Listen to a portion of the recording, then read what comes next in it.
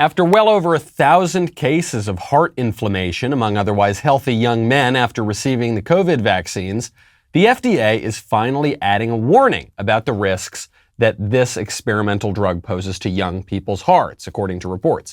But the public health agencies are also still telling all the healthy young people to take the vaccine. That is very bad government. And Republicans are taking matters into their own hands on the vaccine mandates, on big tech, on critical race theory, on much, much more, to wield the government for good. I know we're not ever supposed to say that, but that's what's going on. The squishes will wail. Sensible people are celebrating. I'm Michael Knowles, and this is The Michael Knowles Show.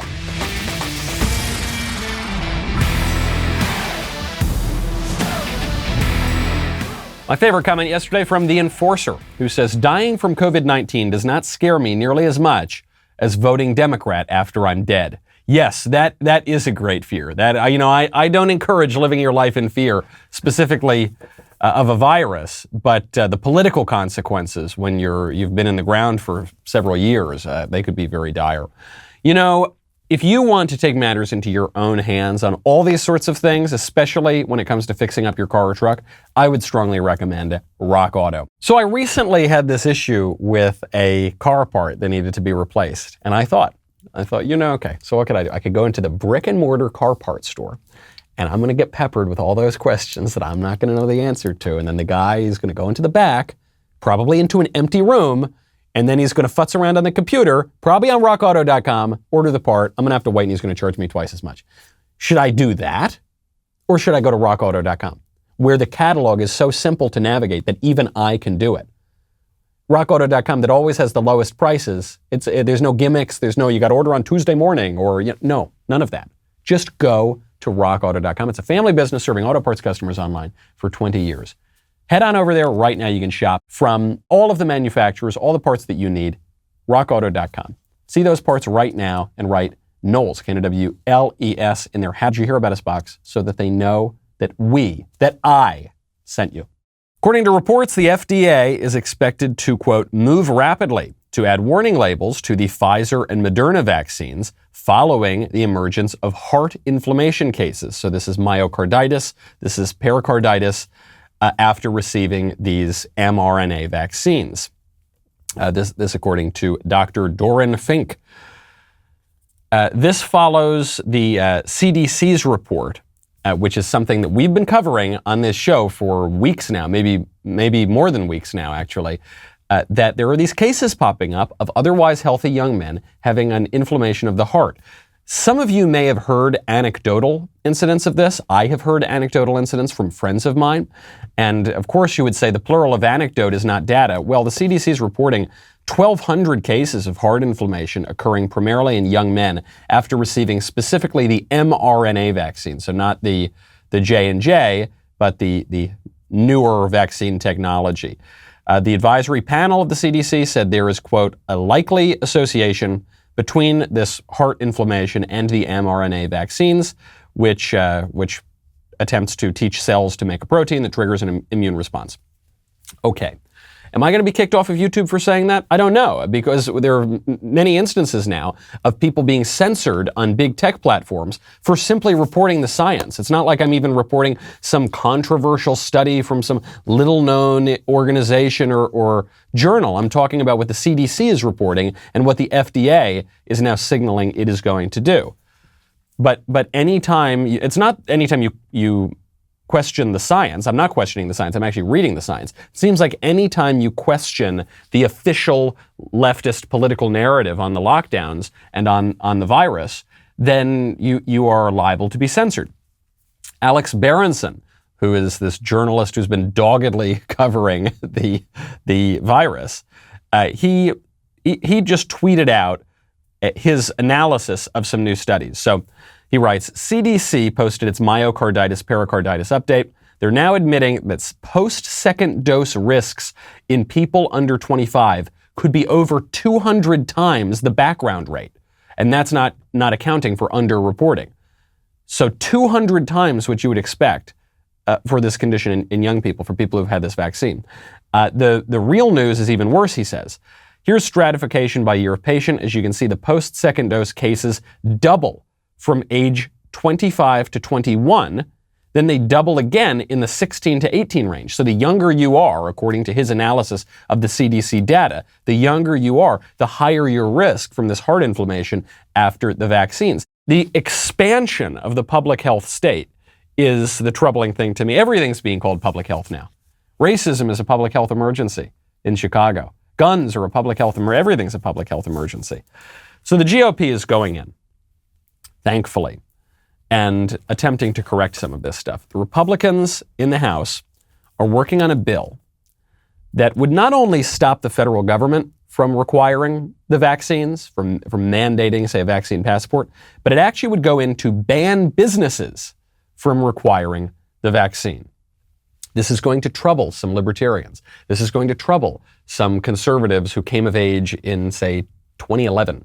You know, the halcyon years of like 8 or 9 years ago in Republican politics, where we were told anytime the government interferes with business, that's tyranny, that's an incursion on our liberty, that's illegitimate. Well, in this case, it would seem to me, government interfering with business is actually protecting my liberty, namely the liberty not to get the vaccine. So this bill is called the Vaccine Passport Prevention Act. It would, quote, bar the federal government from issuing any form of vaccine passport. It would ban states from doing the same as a condition of receiving federal funds. And, crucially, it would bar businesses connected to interstate commerce from requiring any patron or customer to provide any documentation certifying COVID-19 vaccination or post-transmission recovery as a condition of service. So they've got to include this language saying that it's barring businesses connected to interstate commerce because the House of Representatives, the Congress broadly, does not have the right to go in and interfere with the intrastate business.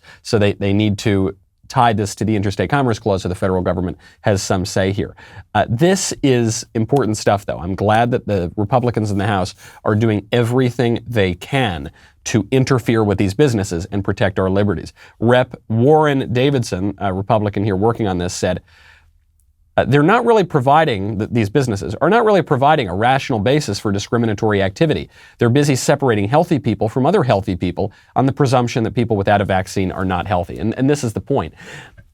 And he goes further to say it's a violation of civil liberties. The point here is not an eternal maxim that the government never has any right to, or businesses never have any right to suggest that people get the vaccine, that people take care of their health, or anything like that. We're being very specific here. What Warren Davidson is saying is that for this vaccine, the businesses do not have a right to do this. Because in this case, the science and the data do not suggest that this ought to be a political mandate. Right? I know we're never allowed to have nuance when we're talking about the government versus business, or when we're talking about one virus versus another virus, or when we're talking about one vaccine versus another. But politics is about nuance. It's about that complexity. Ideologues don't like complexity, right? They want things to be very clear. Shallows are clear. Shallow thinking is clear. Deep things are a little muddier, a little more opaque. Another great move by the Republicans in the House to go after businesses is what we're seeing right now in the efforts to combat big tech. I'm not sure that I will be permitted to air what I just said about COVID and about the vaccine on this show. I'm not sure that YouTube will let me do it. I should hope that they would. I should hope that they would let me read information from the CDC and the FDA, but I don't know anymore. I know plenty of people have been censored for less. That's a problem. You know, speech is politics and politics is speech. Resist it, Michael. Do not do the plug. I'm gonna hold off for now. In a republic, speech is politics and politics is speech. If you control the speech, you are going to control the politics. That is what is happening right now at the level of Google, Facebook, and Twitter. They have more power in this regard than the duly elected sitting president, as they proved when they crossed the Rubicon and deplatformed Donald Trump 6.5 months ago. So Republicans are fighting back. They've got 5 distinct bills that are now overcoming some serious hurdles to break up big tech. And that sort of thing really helps me sleep easy at night. You know what else helps me sleep easy? MyPillow products. That's what. I've got to confess something. I got a little angry at my sweet newborn baby the other day because we're holding the baby and, he's such a cute little guy and we got him in bed and then he spits up on my Giza Dream bed sheets, on my beautiful MyPillow Giza Dream bed sheets. Now, no, the nice thing is you can wash them and wash them and wash them and they're totally great and they somehow seem to get even better with time. So the bed sheets survived, but I don't want anybody to threaten my Giza Dream bed sheets, okay, or any of my other products from MyPillow. Just a tremendous company. Their products are ultra soft, breathable. They're extremely, extremely durable. They come with a 60-day money-back guarantee, a 10-year warranty. But you're not going to need the 10-year warranty because you're going to love the sheets. The first night you sleep on the Giza sheets, you'll never want to sleep on anything else. They come in a variety of sizes and colors. We all love MyPillow because they're a great conservative company, but they're just the best in the business. Head on over right now to MyPillow.com, click on the Radio Listener Square, use promo code DailyWire. There you will find not only this amazing offer, but lots of other deep discounts on MyPillow products, including the mattress topper, the towel sets, and so much more. Call 1-800-951-7163, use promo code DailyWire, or go to MyPillow.com, use promo code DailyWire. 5 distinct bills right now from the Republicans in the House to break up big tech. These are coming out of committee now, so they're actually going somewhere. It's not just like a press release that's not going to go anywhere. 5 bills, just to make you aware of them. We don't need to go in depth on these bills, but just to give you a sense of where Republicans are coming from. And how different we are. Even 10 years ago, if you complained about Google or Facebook or Twitter, you would have heard, well, just build your own Facebook, build your own Twitter. And then you think, okay, well, we did build our own Twitter. It was called Parler. And then they booted us from the App Store. And then Amazon removed the web servers. Now it's finally starting to come back. Okay, great. Build your own Twitter. They wouldn't let us do it. So the first bill to break up big tech, the American Choice and Innovation Online Act. This would look to prevent, quote, discriminatory conduct by big tech corporations, which would stop them from giving preferential treatment to their own products and services. These big tech companies are just gobbling up all different sorts of smaller companies. You think about Facebook acquiring Instagram, say, and other big tech companies. Google buying up everything, right? And so this would say, okay, you can't give preferential treatment to your own products and services. So this is especially important in things like search. And Google controls search, so then what pops up in search is going to determine what people visit on the internet. Next one, the Platform Competition and Opportunity Act. This would look to prevent big tech companies from even having that opportunity in the first place by preventing them from buying companies that resemble or enable competition. So again, just kind of antitrust stuff. Next one, the Ending Platform Monopolies Act. The bill would prevent big tech corporations from leveraging their power and influence across multiple businesses in pursuit of profitable advantages, with certain companies of a significant size prohibited from engaging in another line of business, which could present a conflict of interest. Again, this is just another antitrust thing. The Augmenting Compatibility and Competition by Enabling Service Switching Act. That one's not quite as easy to roll off the tongue, is it? But that would be, oh gosh, there it is. It's the Access Act. Politicians just can never resist an acronym. It's like, the Patriot Act, the Access Act. This bill, anyway, I guess it's a good act, so I don't mean to make fun of it. This bill would look to enable the transfer of personal information from one platform to another. So this would reduce the cost of switching from one platform to another. Kind of like with your cell phone, right? You're able to keep your cell phone data and switch it over to other cell phones. You're allowed to keep your phone number. So this would be like that for your digital information, your new media information, big tech. Okay. And then finally, the Merger Filing Fee Modernization Act. This would raise filing fees for mergers, which would be used to provide funding for further antitrust actions across the FTC, the Trade Commission, and the DOJ. Good stuff. I love it. I hope more of this comes out. But Michael, it's tyranny. The government and the businesses. Yeah, right. If big woke corporations that hate me and my views and my way of life are threatening all those things, it doesn't make me feel any better that they are a sort of semi-private entity. In some ways, it makes me feel worse because the government, corrupt as it is, has some sort of nominal accountability to the people, and these big tech companies do not.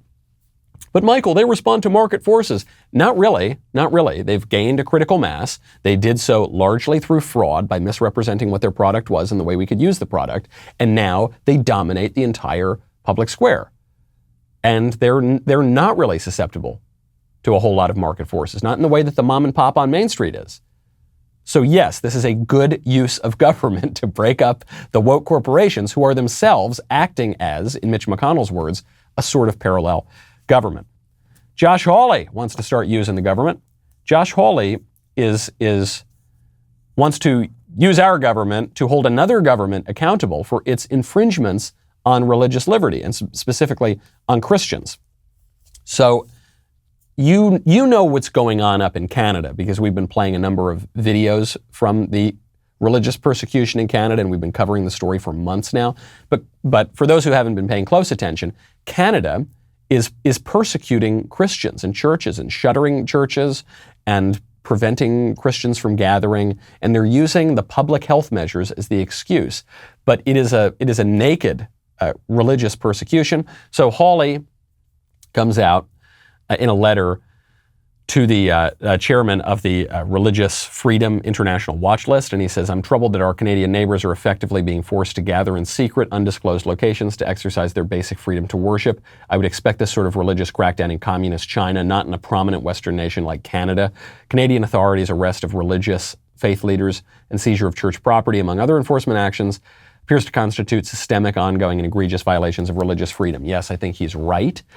Christianity is the most persecuted religion in the world. There are many very prominent surveys that suggest as much. And it's not only that is the case in Africa. And it's not only that is the case in the Middle East. It's true in the West as well. The persecution is a little subtler, although it's becoming less and less subtle up in Canada.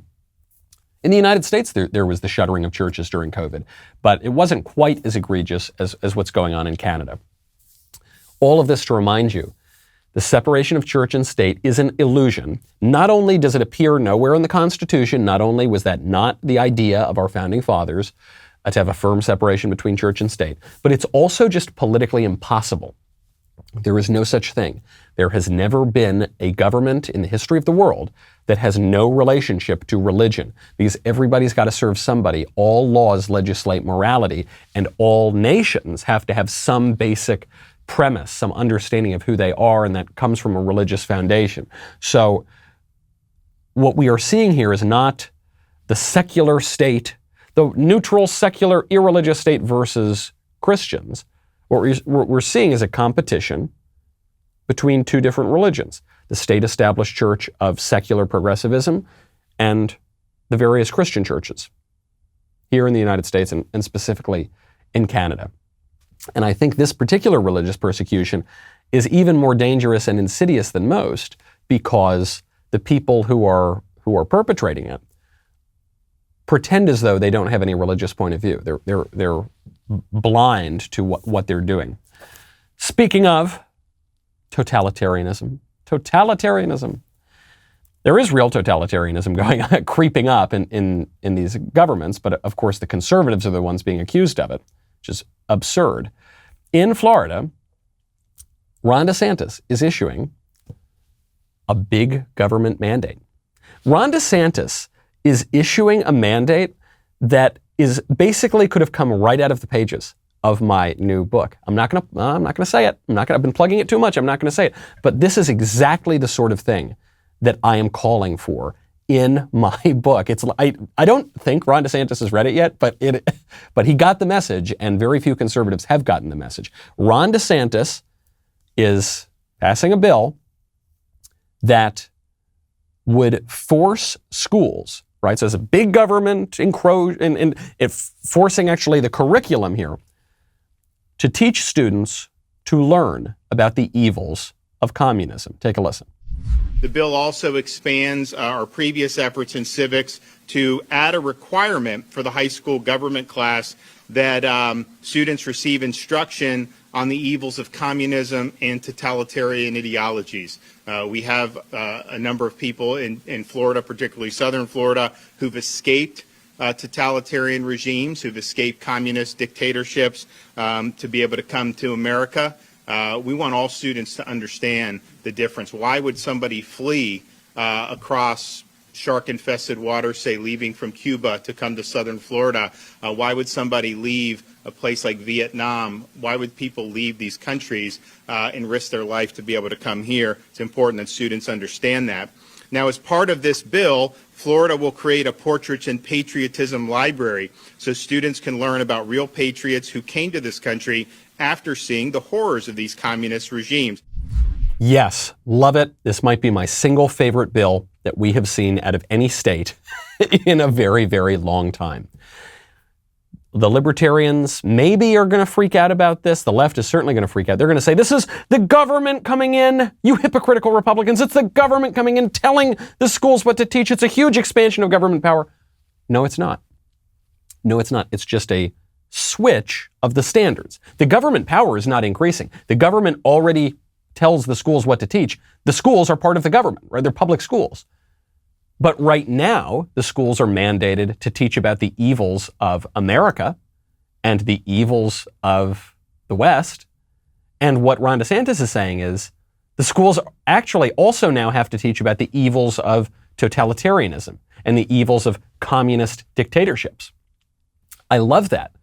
It's not an expansion of big government at all. It's recognizing that the battle is actually not really between big and small government. It's about competing standards and competing exercises of power. What I believe to be the just, reasonable power that is being asserted here by Ron DeSantis versus the unjust, unreasonable power being asserted by the proponents of things like critical race theory and radical leftism more broadly. The teachers are not happy. Teachers all over the country are not happy right now. Forget about Ron DeSantis for a second. They're not happy that the right is calling out critical race theory. There was one teacher, just went viral on TikTok, who expressed her anti-racist fury that conservatives and parents are finally asserting their rights over their kids' education. This is what's bullshit. Today is the first time our country has recognized Juneteenth. It's a national holiday, and yet I'm getting ready to go back to school in the fall. And my governor has put into place some ridiculous legislation that many governors across the country have put into place, such as I can't teach anything divisive, I can't teach critical race theory, and I can't teach about racial equity. This is at all public schools, colleges, and universities. So, teachers, in the past, we've been activists. After this show of last year, we really need to stand up and do what's right for our kids right now. So this is a call to action, teachers. We got to stand up and fight for our kids because this is bullshit. We can't lie to them. Here's my call to action. Fire that teacher. That teacher should lose her job. But Michael, academic freedom. Academic freedom does not mean what you think it means. I'm a proponent of academic freedom in the sense that I believe scholars ought to be able to study what they want to study. But I'm an opponent of academic freedom if what that means is teachers are allowed to teach whatever they want. They're not. That's not their job. Teachers are required, the job description of a teacher is to teach the curriculum. It's to teach what the school has decided ought to be taught to the students. And who decides then what ought to be taught? Well, it's the parents have some say, I think. The trustees have some say. If it's a public school, the people have some say. The teachers have some say in the way it's taught, and school administrators do as well. But it's not just the case that these radical leftists have the right to indoctrinate our students in insane theories and insane ideologies, such as critical race theory, such as everything else that she's describing. That woman has no right to do that. That woman has no right to her job. And if she is now calling for activism and equity, these are all just code words for radical leftism. I guess the activism she's talking about is actually just a synonym for it. Then she doesn't have a right to be in the classroom. Conservatives need to be willing to use our political power, also known as the government, to go in and exercise our political right.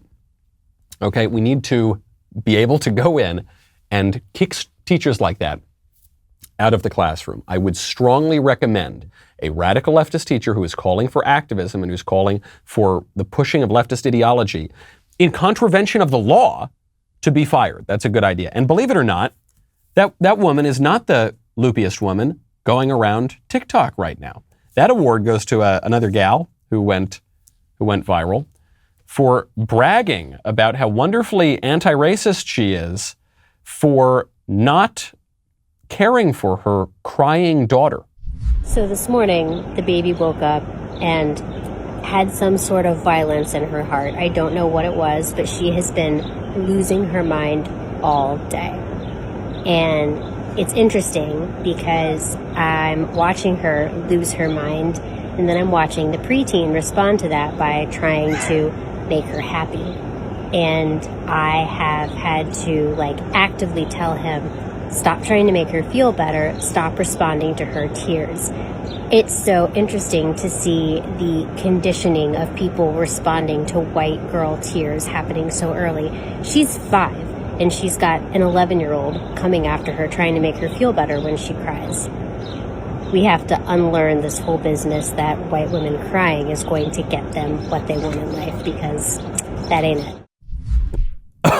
Oh man, we need to unlearn whatever we unlearned, I think. I think the preteen kind of gets it, and I think this lady has been brainwashed by a culture that is in this particular instance explicitly anti-white. What would she say if, well, I guess she wouldn't be in this situation, but if a 5-year-old black girl were crying and then an 11-year-old black sibling came up and took care of the child? By the way that she's speaking here, you would imagine she would say, okay, that's fine. We should respond to black woman tears, but not white woman tears. Well, it's not a woman, it's a little kid. It's a 5-year-old kid who's crying, and you're supposed to comfort kids who cry. I'm not saying that there is no role for, saying, all right, toughen up, kid, okay, we're not going to indulge this all the time. But what this woman is saying is, specifically because my daughter is white, because I'm white, I'm going to neglect her and let her cry and cry and cry because she is part of white supremacy. The reason that my young daughter is crying is not because she's a little girl. It's because she's white and feels entitled to comfort. Sick stuff, folks. And that idea, by the way, is being taught in the schools. That idea right now is all part and parcel of this racial ideology that the radical left believes it has a right to teach our students. It's not true. Before we go, we've only got just a very little bit of time before we get to the mailbag. I have to bring up the Free Britney campaign. Seriously, I do this. It's actually an important political issue. Britney Spears has been under the singer has been under a conservatorship for quite some time now, where her father is basically controlling her life. And she has just spoken to a judge. She said, I'm not happy, I can't sleep, I'm depressed, I cry every day. I was told right now in the conservatorship I'm not able to get married or have a baby. So she has a birth control device called an IUD inside of her, prevents her from getting pregnant. And she wants it to be removed, and her father will not let it be removed. This is truly evil stuff. This is the kind of sick stuff that you hear about in the eugenics movement, that you hear about from a century ago. This is the stuff you hear about out of communist China. If, practically speaking, forced sterilization, very, very evil. If it's not a crime already, this should be a crime, and the people who are forcing this sort of contraception on her should face criminal penalties for it in a just world. I don't really know very much about Britney Spears, and I'm not saying that conservatorships are always illegitimate, but in this case, this has obviously gone too far. Evil, evil stuff, and we actually should, as conservatives, we should call attention to it. Forced sterilization, whether it's permanent or just effectively permanent, she can't take it out. That is some really, really evil stuff. You can read about all these complex issues, how we've been so just duped in the last several decades in my book. I'm just going to do it one more time. There it is. Okay, you heard it. Speechless. I want, I've plugged it so much, I'm going to retire the bell, but I want to thank everyone who has ordered the book. You can get the signed first edition at Premier Collectibles. I believe it's sold out, but they may be getting some more in. So that's where the signed first edition is. You can get just a regular old edition at Amazon, Barnes & Noble, all over the place. I really, really want to stick it in the eye of the New York Times and the Squishes for that matter too. So I appreciate everyone who has pre-ordered the book and ordered the book and who is sending me in their photos reading the book. And that's really great, who are leaving 5-star reviews on Amazon. Thank you very much. Get your copy if you haven't done it already. Also, despite this film's popularity of Created Equal, this is a movie by Clarence Thomas, Amazon inexplicably removed it from its streaming platform during none other than Black History Month. Lucky for you, the Daily Wire has decided to step in. We are streaming it ourselves. So get your popcorn ready because you can now stream Created Equal, the Clarence Thomas movie, any time.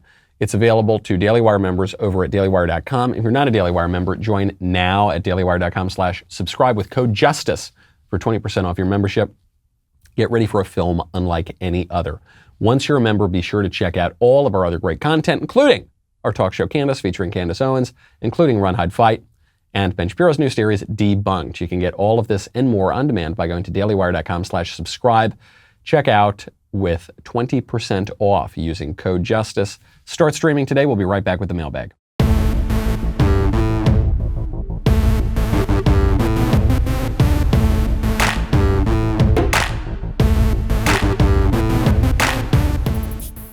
First question up from Jessica. Hey, Michael, I heard your answer about the law of attraction and wanted to ask more about it. I was trying out manifesting recently and thought it to be benign on the surface. Think positively and believe that what you want in life is possible. I've noticed that some things I simply thought about occurring did happen, but I don't believe it was without God's hand. Would that just be providence? I have quit with the law of attraction since your initial response, but would love to hear your thoughts on how to recognize providence and how you can more clearly see it in your life. Sincerely, positive and prayerful vibes only. Okay. For those who didn't hear it the first time or who are unfamiliar with this, the law of attraction and the idea of manifestation is part of a new age cult that suggests that you can control the universe with your mind. And this was popularized by this book that Oprah plugged called The Secret. This is really bad stuff, folks. Do not do it. Do not get involved in it. You are dealing with forces that you should not be messing with. This is just sorcery, basically. This is the sort of thing that in the Bible, in the olden times, would have been called sorcery or witchcraft, and now we just call it New Age kookiness. But there's a big difference between manifestation and the law of attraction and providence. Manifestation and the law of attraction is your insistence that you can make demands of God and that God must submit to your demands by enabling things in the created world to succumb to your will. This is making yourself into God, and things do not turn out well when you try to do that. This is the lie told by the serpent in the Garden of Eden, which I write about in my book. Do not do that sort of thing. Providence is recognizing that there is an order to the universe, that God, who is outside of time and space, sees all things absent time, and all things happen in God's due time. The way that my good friend Father George Rutler described it is, in his book Coincidentally, which is a good book on the topic of providence, he says, it's an evil generation that looks for signs and wonders, but it's a stupid generation that ignores signs and wonders. So you can see the way things work together in life. You can see the hand of providence. Our founding fathers wrote about this at great length. The Pilgrims on the Mayflower wrote about this. Many, many people in history have written about providence. But providence is not demanding that God submit to your will. Quite the opposite, actually. It's recognizing that God's will is what orders the universe. And with God, will and reason are united because God is the divine logic of the universe. Totally the opposite thing from this New Age cult and The Secret and the laws of attraction and the manifestation and all that stuff. Do not mess with that. From Verinder, hey Michael, you said you have an issue in referencing transgender people's new names to match their new gender, such as Bruce becoming Caitlin. Would you have the same issue when someone changes their name for religious reasons, like Muhammad Ali changing his name from Cassius Clay? Good question. I do not have the same issue. Not saying there's no issue. I guess the problem with Cassius Clay changing his name is that he was converting to a religion that I do not subscribe to. I would not, therefore, would not recommend someone do that. But it's a very, very different thing. A man changing his name to another man's name for religious reasons is not the same thing as a man changing his name to a woman's name because he's pretending to be a woman. There is no violation of reality by someone switching up their religion, coming into what they believe to be a fullness of truth. Now, not all religions are true, so that creates problems for the individual. But there's no issue with that sort of a name change. For goodness sakes, the first pope changed his name. Actually, our Lord changed the first pope's name when he said, "Simon, you are now Peter, and on this rock I'll build my church." So I'm totally cool with that. But Caitlin is a woman's name. It's a sort of social construction, I suppose, but it is a woman's name. And to call a man Caitlin is to suggest that a man sort of can become a woman. I just don't think that's possible, and I don't think as a society we should embrace that sort of thing. Good question, but I think we're talking about very, very different things. One of those switches is not making claims on reality. From Chase, Michael, or really, one of those changes is not making claims on reality that are manifestly not true. From Chase, Michael, at the beginning of this week, you showed a clip where a girl was explaining all the rules she goes by to express her own gender ideology. The clip reminded me of the lie the serpent told in the garden about how we would be like God. I have interpreted this lie to mean that we can dictate reality and make spoken word truth. Wow, talk about providence. What are the odds that this question would come up after what we were just talking about? I'm writing because I want to know if this is a good argument to make toward my Christian friends who are not as engaged in this conversation of gender ideology as they perhaps should be. Do you believe that this is a good position to argue as to why gender ideologies such as this are sinful, or does it seem a bit too heavy-handed or a bit of a stretch? No, I think this is a perfect example. This is it. Transgenderism is the new manifestation of the Gnostic heresy. And you see, Gnosticism is the secret, right? They actually mean the same thing. Gnosticism just literally means secret knowledge. And it's what you're seeing with New Age cults like The Secret, or with older cults like Albigensianism or Marcionism or Manichaeism. And transgenderism is just yet another expression of that. And yes, it is an attempt to be as God. It is an attempt to empower oneself over the world in a nefarious way. So yes, I think you're totally on the money. Good stuff. From Noah, dear Michael, I love the show. I listen to it every day at my job. Oh, thank you very much. I'm a proud conservative Christian, and I've been having quite a lot of trouble finding a fine girlfriend. Every time I find a nice girl, she's always got another man.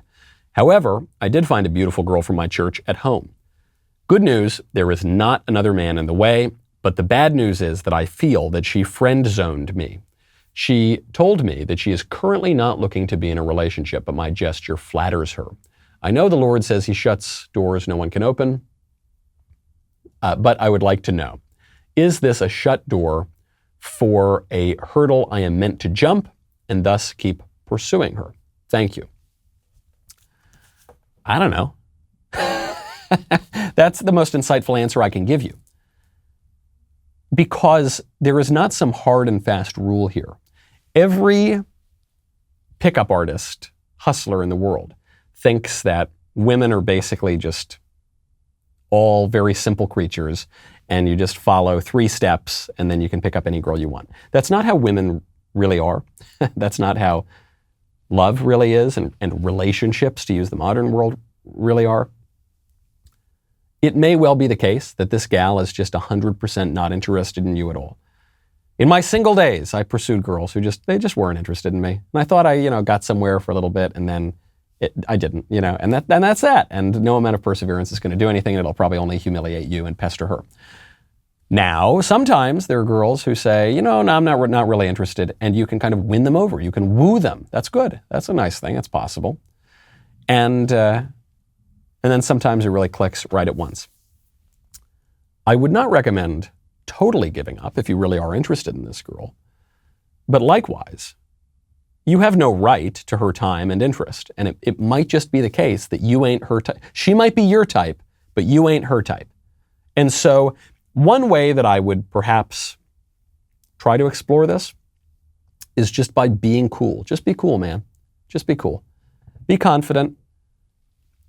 Be upfront about your interest in her. Don't be creepy about it. Don't be weird about it. But just, you're great. You're cute. Let's go. It'd be great to get a drink. But hey, you're not interested. It's no big deal. I would explore other options. I would pursue other women, and the girl might come around. So I wouldn't deny your interest in her. I wouldn't.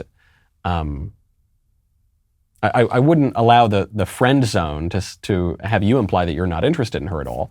But also, a man who is really romantically interested in a woman should not really.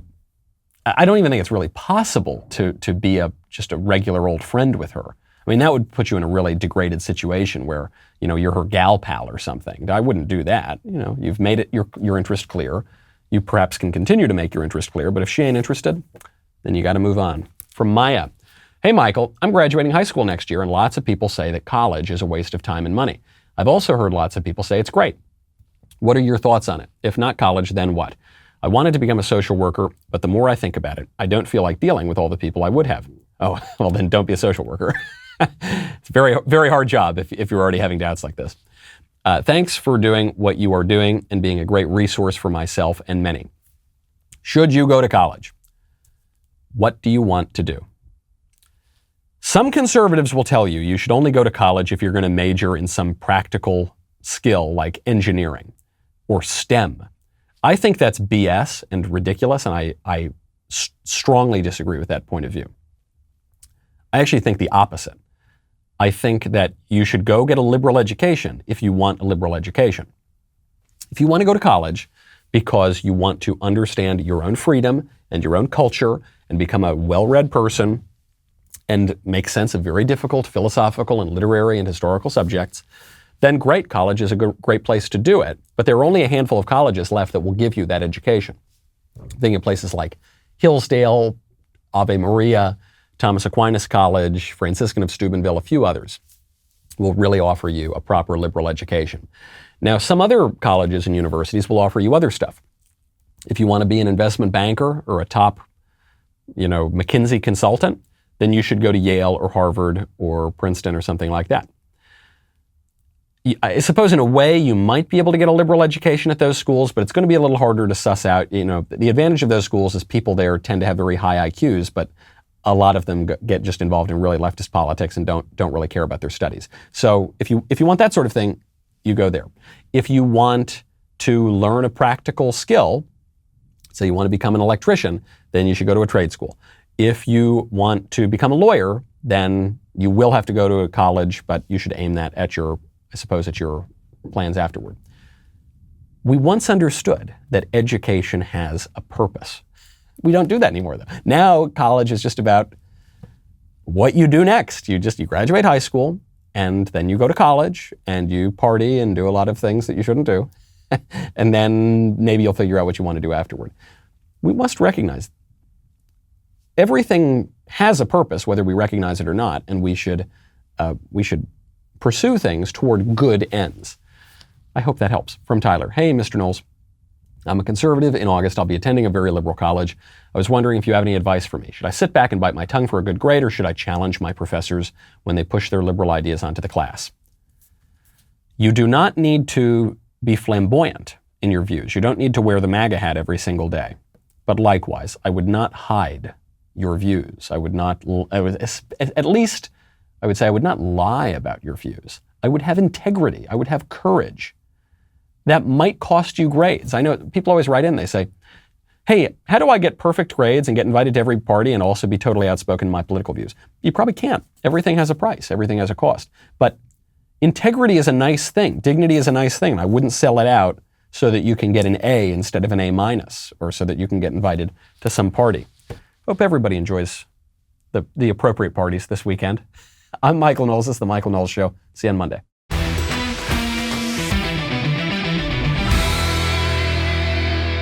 The Michael Knowles Show is produced by Ben Davies. Executive producer, Jeremy Boring. Our technical director is Austin Stevens. Supervising producers, Mathis Glover and Robert Sterling. Production manager, Pavel Vidovsky. Editor and associate producer, Danny D'Amico. Audio mixer, Mike Coromina. Hair and makeup by Nika Geneva. And production coordinator, McKenna Waters. The Michael Knowles Show is a Daily Wire production. Copyright Daily Wire 2021. Hey everybody, this is Andrew Klavan, host of The Andrew Klavan Show. You know, some people are depressed because the republic is collapsing, the end of days is approaching, and the moon's turned to blood. But on The Andrew Klavan Show, that's where the fun just gets started. So come on over to The Andrew Klavan Show and laugh your way through the fall of the republic with me, Andrew Klavan.